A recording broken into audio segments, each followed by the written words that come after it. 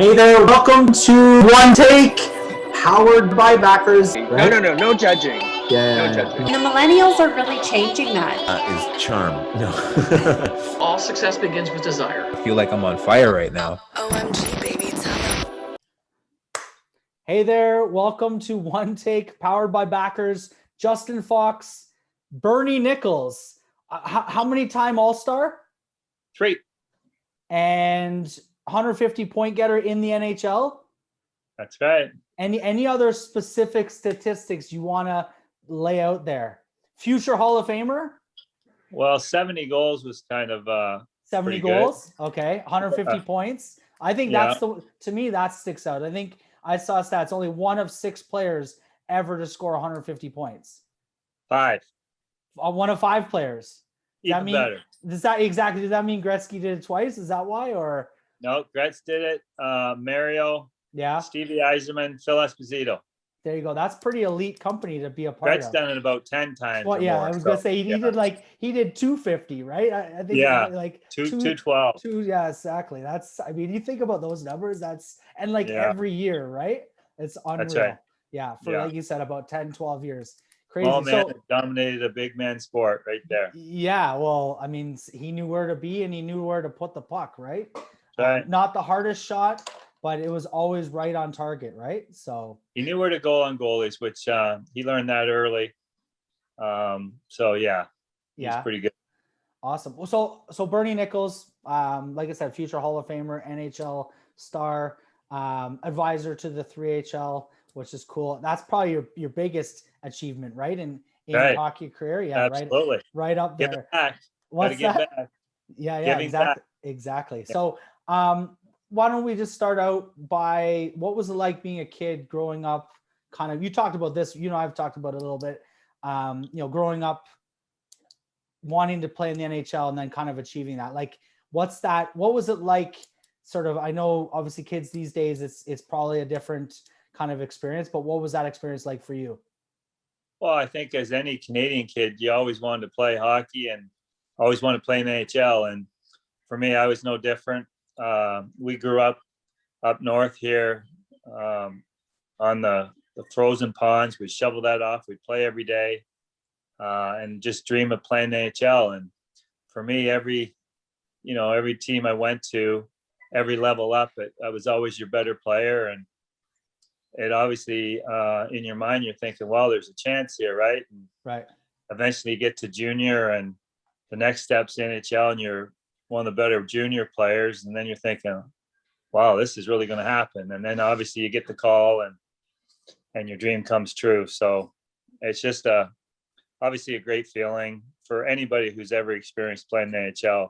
Even if you play one game or 1,000 games, it's something special. So I have one question because I was just looking at a couple things, but do you have any people that you played with like early on that ended up making it with you? Or were you sort of the only one from your area? Yeah, no one from my area. Actually, Ron Stackhouse grew up 500 yards from me. I got to play one of Ron's. My first year was Ron's last, so I got to play against him one time from my hometown, and then Cody Hodgson made it, and Matt Duchesne from Halliburton. They're a few years younger, but yeah. So no one the same time, from my area. So because this is where the questioning goes, and I'm interested. What do you attest to being better than, like, can you in your own kind of like figure out what made you excel versus say the other? Because arguably you probably were playing with 10 other kids that every single day probably played just as much as you did, were probably on the same teams and had all sort of the same experience. Like what do you think sort of helped you stand out from the rest? Was there other things that you did that you think maybe made you different than others? That's just my question. Yeah. I think it's obviously it all comes down to talent. Some kids are gifted with more than others. Right. I think if you look at the different years of hockey, where I played, Mario, Gretz. Today's kids are bigger, faster, stronger, without a Right. doubt, Right. but they don't have more hockey sense, Right. you know? And as far as talent goes, there's not much difference. Just because you're bigger, faster, your mind doesn't work the same as maybe ours did. So you can't teach hockey sense. You can't teach talent. I've seen a lot of talented players can't, accomplish half as much as we did. And you said it with Gretz. Like, Gretz didn't shoot the puck. You catch Gretz's slap shot with your bare hand, right? His wrist shot. He wasn't the best. Like, if you had a penalty shot, you pick anybody in any year, you wouldn't pick Gretz, right? Right. The toughest. He not even close. Fastest, not even close. But he has what a lot of people, most people don't have, right? It's the hockey sense, Right. the ability to read the play. And I've said that different times in great quarterbacks, the play slows down for a lot of people, right? And then you get some people out there, they could be the most talented people in the world, and they get out there and there's 10 black shirts skating around. They're all jittery kind of. Oh, Yeah. and they don't see anything. They just, Right. I've seen kids in the NHL today, they got blinders on. They don't see the play. And that's just something you can't teach. That's kind of a God-given ability. And I know a lot of people had it in my era for sure. And not that some guys don't have it here, but you can't teach hockey sense.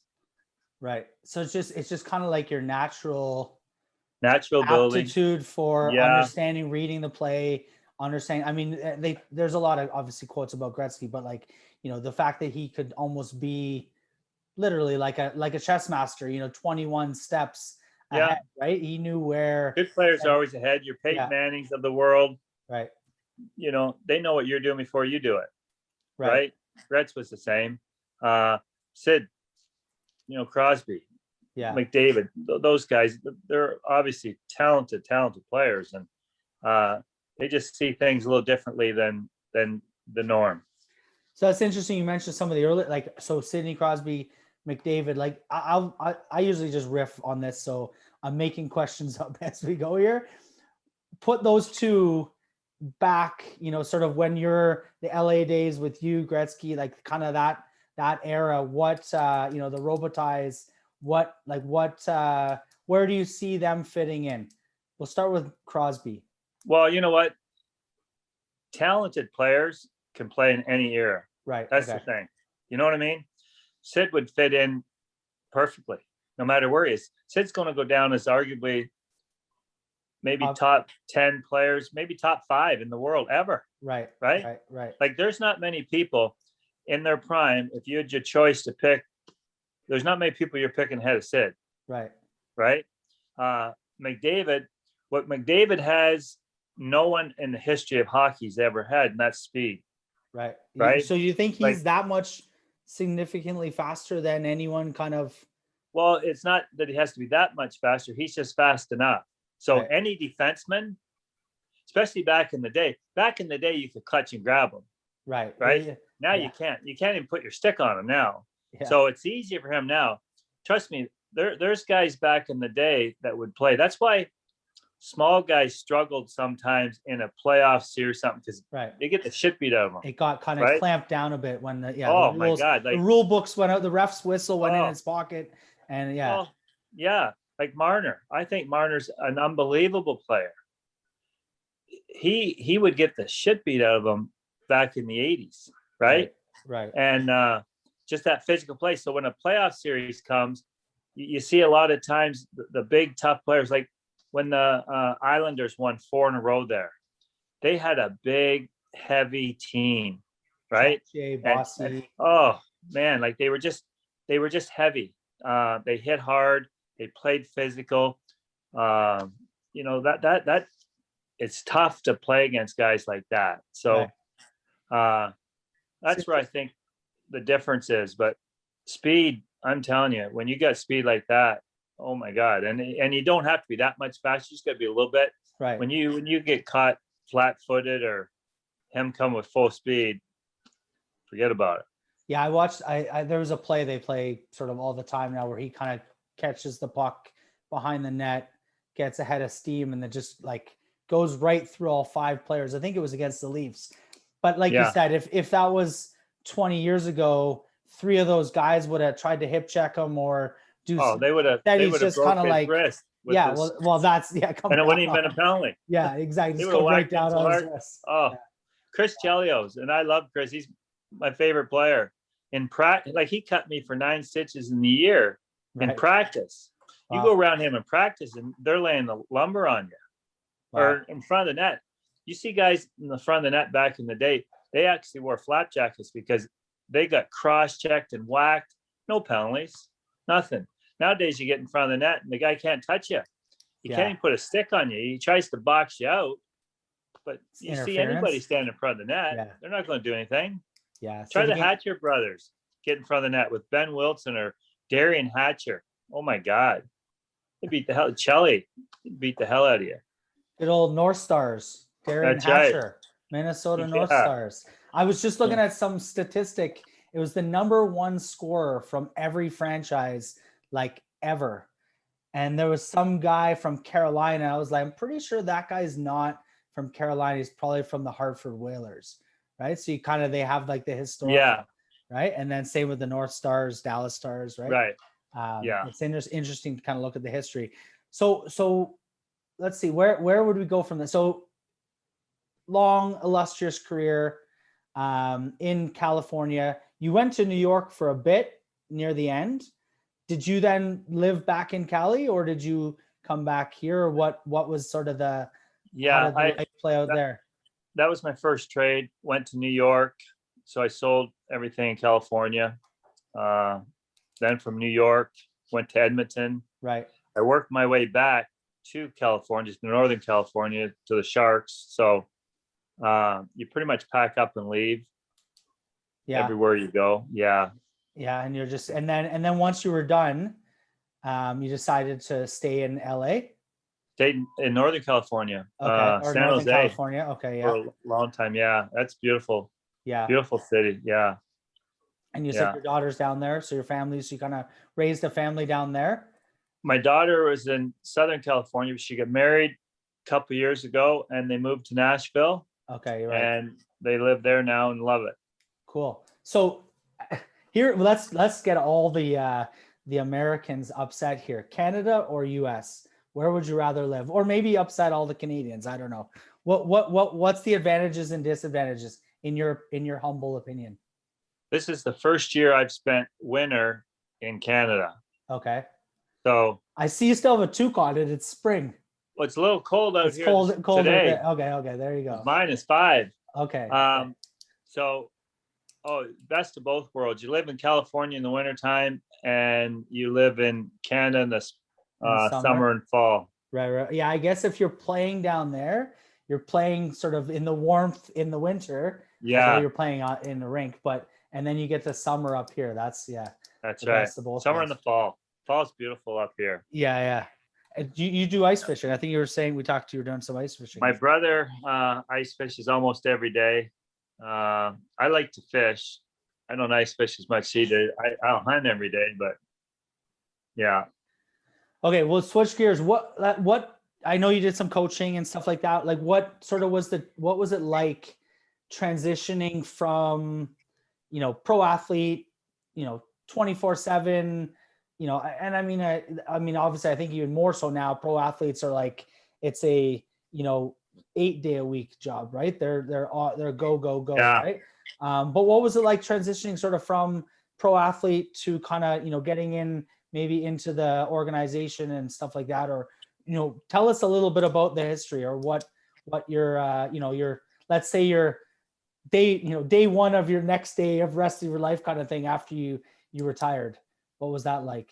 Well, it was easy for me because I spent a lot of time in the fall hunting. Right. So I think for most people, not only athletes, when they retire, they need to have something to do. And for me, it was hunting. Like I hunt from September pretty much to the end of December. Okay. And almost every day if I can. So that's what I did. was funny in 2011, 12, when Daryl Sutter got hired for the Kings, when they fired their coach at Christmas time, hunting season was over, and I called him and asked him if I could come out with them and help. And he said, absolutely. So that was my first experience really of coaching. I love helping kids. I love teaching. Yeah. So for me, it was easy. I asked Daryl if I could come out, and he said, sure. Worked on their power play.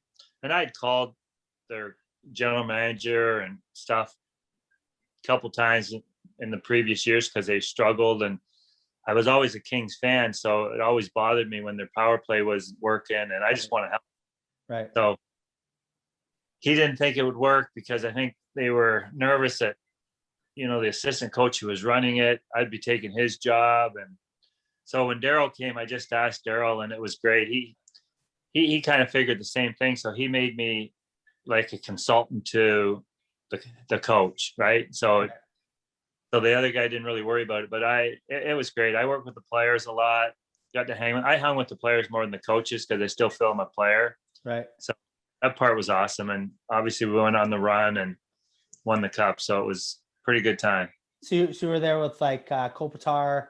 Who would have been the power play? Kopitar, Drew Doughty. Drew Doughty, yeah. Justin Williams. Okay, yeah. Yep. Brown. Mike Richards. Oh no, Dustin Brown, yeah. Yeah. But then Carter came. Oh, Jeff Carter, yeah. Okay. Carter would play with Cope, and then Brown in front, and it was probably Drew Doughty. We had that Voinov on defense, really good. Slava Voinov, was it? Yeah. So we had a pretty good power play. A lot of talent, but we scored some big goals in the playoffs, which was good. Yeah. Yeah. So it kind of all runs around Kopitar, right? Like Cope kind of runs it, but just giving them some idea. I think it's so much different than when we played. Everybody was stationary. Gretz would have the puck in the side, or Mary would have the puck in the side. But nowadays, kids, they attack you so fast. You got to move the puck quick. You got to move your box from side to side to get guys going. Yeah, cycle around a bit. Yeah, tire them out, and then you can kind of pick them apart. Right. Interesting. Yeah. So you got a ring with the Kings then finally, right? What was that like winning the cup and being that was part awesome. of that? They played so well, and to be a part of that, even from a coaching side, you kind of have a better feel for what the players going through, but still to be a part of it. Winning it as a player would probably be amazing, but second best would be as a coach. Cool. So that's awesome. So let's transition. So from 2012 till now, what have you been up to? Well, like I said, hunting. I did a lot of hunting all fall, and then I golf all the time. I still love doing charity stuff. Yeah. I still do. Well, we haven't for a while because of what's going on, but yeah, he's fantasy camp, do Merrill Lemieux's fantasy camp. I do the Kings fantasy camp. Right. I do into New York and do stuff. I do a lot of games for Hockey Helps the Homeless. Okay. Do 6 games in Ontario for the firefighters. So I still love playing and still doing charity stuff. Cool. Let's transition because we're now both part of sort of something that I started a few years ago. I don't know. Tell people what you think without me. Pretend I'm not here. What you think about the 3HL, why you're, I guess, a part of it, why you excited to be a part of it as an advisor, and maybe where you see it going, I guess. Well, I think it's I like to help out kind of anything to do with hockey. I get excited about. I feel it's any professional athlete, no matter what. I think they're obligated to give back any way they can. And for me, now where you see where the NHL's gone with overtime and stuff, there's nothing more exciting than 3-on-3. Right. And I've even done it. I played in some events when I come home, when I retired with my brothers and stuff. And 3-on-3 is exciting as it gets. And I think to have a league I don't think it'd be hard to get people to play in it. But I think the excitement of that would be more exciting than starting a league up of, 5-on-5 or 4-on-4 or something. So I just think it's got serious potential to do real well. Yeah. Cool. What I know you were at an event. You were at, I think, the Oshawa event a couple of years ago. You're signing some autographs and stuff. Did some game stuff. So yeah, I mean, I guess that's pretty much it. So 3HL to the moon, as they say. I think that's more of a absolutely. I think it has serious potential. Yeah. I know that if I was 20 years younger, I'd play in a heartbeat. Yeah. I haven't thought about trying to do it now. That's how much fun it is for a skilled player. Right. They'll absolutely love it. So, yeah, to me, even like with the NHL when they went to their All-Star game, it's 3-on-3, and I think it's so much better. So, I think it has serious potential to do very well. Who do you think we should target? Let's go off the whatever a little bit. Who do you think we should target to try and get out here? Who would be a guy who's in his like 30s that's maybe tail end of his career? You think would be actually I'll take this back. Who do you think, if we could pick 3 guys to be the ultimate line, past, present, or future, who do you think the 3 best players would be in 3-on-3? If you were to pick strategically 3 guys. Wow. Well, you could pick 3 guys right now. You want to do a draft? You pick one, I picked one, and we'll see whose team is better. Yeah, I can do that. Yeah, you want to go? Okay, you go first. Mario. I'd pick McDavid. That'd be my second pick. Sid. I mean, I'm gonna have to go with Gretzky, but okay. And then I would take probably with those 2 guys, maybe Alex. Ovechkin. Yeah. For your 3-on-3, that'd be a pretty good line right there. I'll go with Bobby Orr. Yeah, that'd be good too. I was gonna say Bernie Nicholls just to throw it in there. Yeah, but him and his playing in between, playing with Gretz and McDavid. You know what though? I'm an Oilers fan, so that'd be funny if all 3 of you would have at some point or another played for the Oilers, right? So. That's right. I did all right with Gretz, so I think if we added McDavid to it, I don't think it'd be that bad of a line. Yeah, there you go. So there's my pick: Bernie Nicholls, Wayne Gretzky, Connor McDavid, and you had Lemieux, Crosby, and Ovechkin. Yeah. I'm going to ask all the people watching this. I want you to drop a vote for Bernie Nicholls, Team Nicholls or Team Fox. So I have who did I have? McDavid, Gretzky, and Nicholls. Ironically. That's right. There you go. Yeah, you'd have to think about it. You put a lot of people in there. Wow. Well, that's why I was thinking Lindros, but I mean, he was pretty quick, but I don't know if like his size, but you put him in front of the net, maybe you can't move him. Yeah, if you don't put anybody in front of the net in the 5-on-3. Right. Yeah, well, you want to get some. But you could have him. He was awesome too. Yeah. He shot puck so hard. Right. Oh yeah, you can put. You could line there's people a lot up a of bit. players have. Pardon? He could line people up a bit. Yeah. Shit, you could take. You wouldn't be wrong. Like a Zdeno Chara. No, you wouldn't take Chara. Really long reach. Matthews. I'd take Matthews. Austin Matthews. That kid can shoot it, and he's fast. Like McKinnon there in Colorado. Colorado, yeah. Holy shit. Yeah, I might even put him with Sid. 2 hometown boys. Yeah. Them and Mario. The little New Brunswick kids, right? Yeah. There you go. That'd be pretty good right there. That'd be a pretty deadly. Yeah. Crosby, McKinnon, Mario. Yeah. Yeah. Interesting. Cool. Well, everyone else vote on who you think the top 3 players on a 3-on-3 team would be. Bernie Nicholls, really appreciate you joining me here today on One Take. We will talk again very soon. Actually, got another call. But everyone else, this is One Take, powered by backers. Justin Fox, Bernie Nicholls. I will see you guys again very soon. Hey there, welcome to One Take, powered by backers. Right? No judging. Yeah. No judging. The millennials are really changing that. Is charm. No. All success begins with desire. I feel like I'm on fire right now. OMG, baby.